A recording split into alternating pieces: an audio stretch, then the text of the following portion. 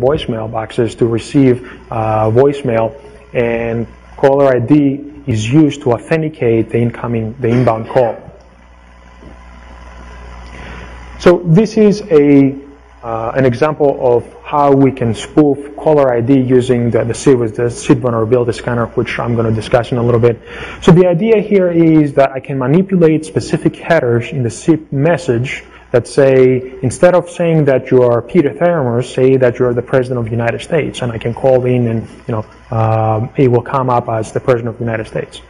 Now, on the other hand, if I want to have a little more intelligent type of attack, what I'm going to do is I'm going to figure out which companies use caller ID to authenticate users, and I can spoof inbound communications, my caller ID calling to those companies, and see if I can go around some of the controls and retrieve information. One good example is there are mobile carriers that allow you to call into your voicemail from your cell phone and not authenticate you, because they use the caller ID that they see in their systems as the originating ID from your phone, and they assume that you are the actual owner and your phone is calling into the network, and they give you unrestricted access to your voicemail. So there is at least one carrier out there that suffers from that vulnerability, and I'm sure there might be some other ones, but the idea is if I'm an attacker, I can spoof, and I know that you're an XYZ telecom provider, I can spoof inbound call to that network with your telephone number, if I know your telephone number, and I can gain access to your voicemail box. And I can do all sorts of things, including listening to voicemails that people leave, changing your announcement to something more significant to impact your reputation, let's put it this way. But it's feasible, it can be done. The SIP vulnerability scanner is a tool that does that by manipulating SIP signaling. There are other tools, other speakers have discussed some of the tools that they have, and I'm sure there will be other tools that will come out at some point down the future that will provide that. There are companies that provide caller ID spoofing where you can go and pay $5 or whatever the case might be, and you can spoof a specific telephone number.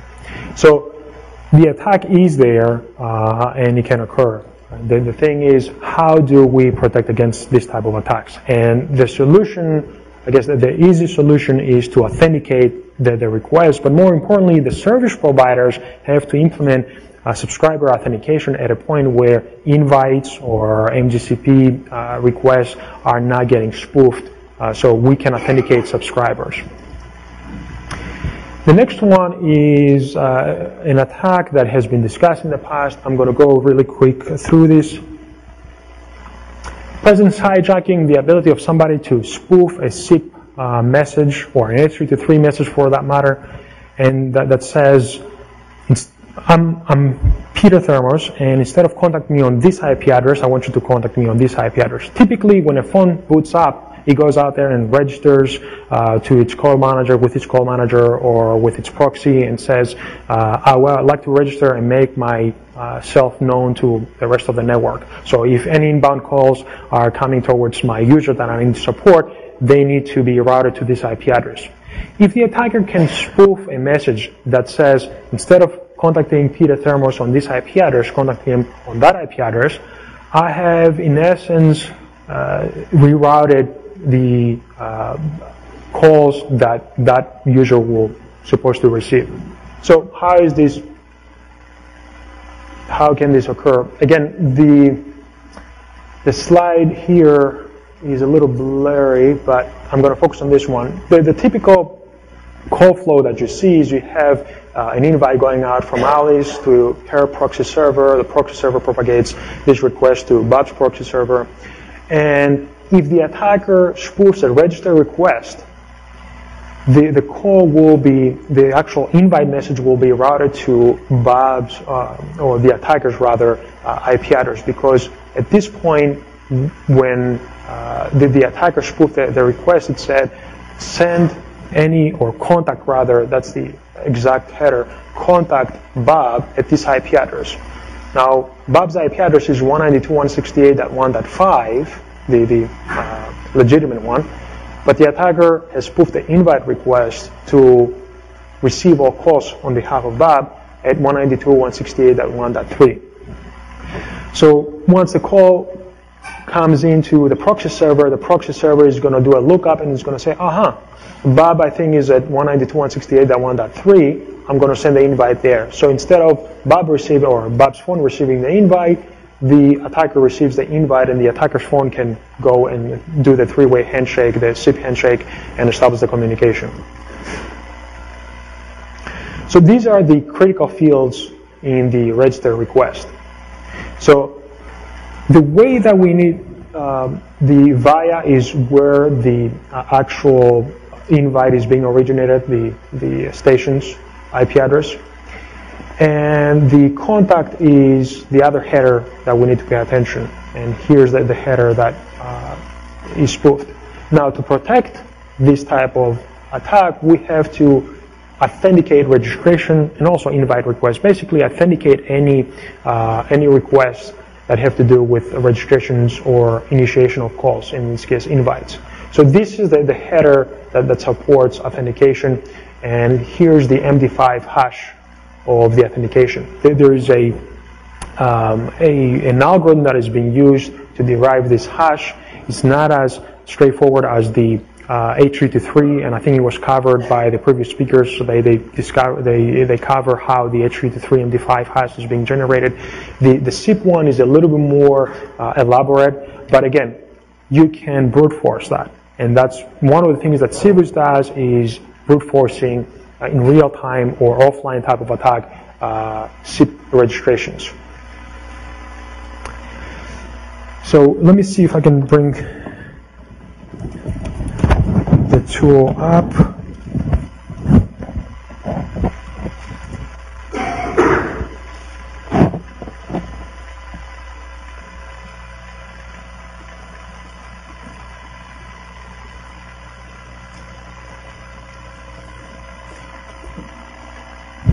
Okay, so when we start the scanner, and actually let me go back and do this.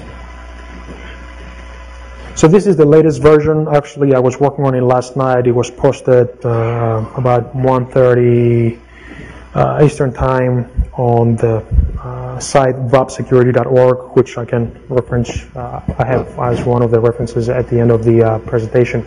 So this is the interface that you get when the scanner comes up.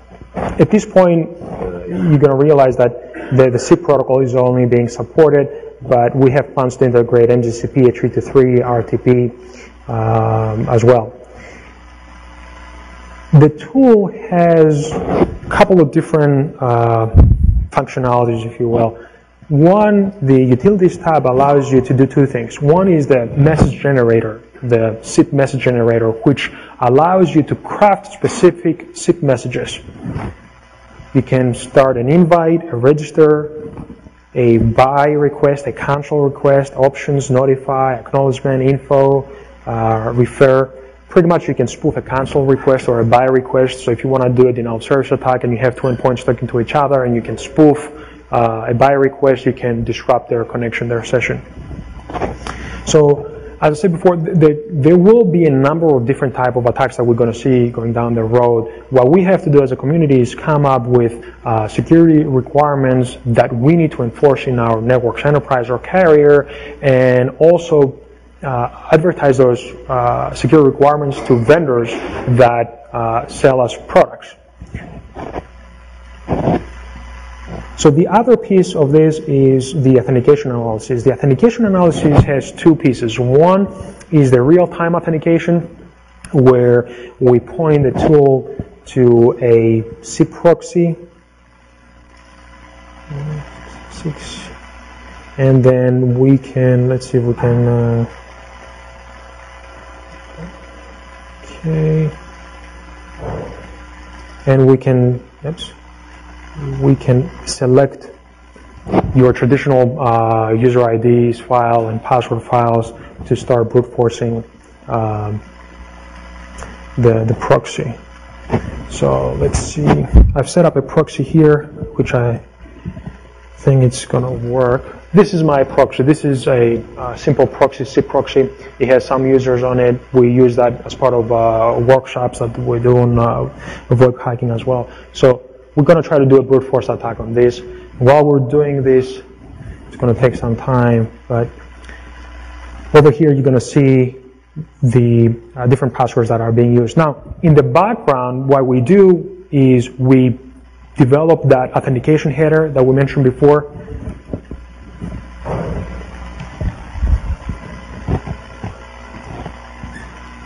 We develop or we create this authentication header. So we use all this information back and forth between the attacker station and the proxy, and we brute force and we generate MD5s based on those words that we have. So it's still running. It keeps going. It's going to go for some time. So some of the other things, and I'll get back to this, some of the other things that we have here is the SIP component discovery. Pretty much here what you can do is you can give it a SIP class, and it will go out there and it will test to see whether it can identify SIP phones or proxies or registrars, and give you a list as a target list to export later on to the scanner. The scanner itself does two things. Here's the panel for configuring the scanner. And you can see you can have a number of targets here. You don't have to do the discovery. If you know the target, you just go and you plug in the IP address or the set of IP addresses or the range, and you just say, go ahead and scan. Now, you can do fuzzing. You can fuzz to identify buffer overflows using the tool against implementations, SIP implementations on a number. And the tool has been used by commercial organizations, vendors, and government agencies. Government agencies typically use it as part of their red blue teaming. I've seen at least one advisory from Cisco that refers to the tool that they had their PIX firewall being evaluated, and they were using the tool and they came up with an issue with a buffer overflow, a malformed message that was created by the tool. So basically it's a good way to verify robustness on your implementations. If you're a vendor or if you're a enterprise implementer or a carrier that would like to give a shot as to evaluating what's going on with the software of a SIP implementation, you can use the tool. Now the database can expand and can have thousands of checks. One nice thing that people like is the fact that typically when you perform fuzzing, you might be restricted on the length of a string that you can generate. In this case, with Civus, it's dynamically created. In other words, you can say, I want to have the same message using 50 characters long, or 100 characters, and then 500, and then 1,000, and 3,000. So the same message can be generated using different lengths. And that gives you the ability to put some boundaries and narrow down in some cases as to what's the limit of a specific buffer overflow. If it stops working, the server stops working after 1,600 characters or 2,000 characters or 100 characters. So you have that ability here. In addition to the SIP fuzzing, all the checks here are pretty much saying go ahead and check all these options and fuzz them as much as you want based on this configuration, and it's going to do all sorts of different variations, alphanumeric, special characters, and so forth. And we have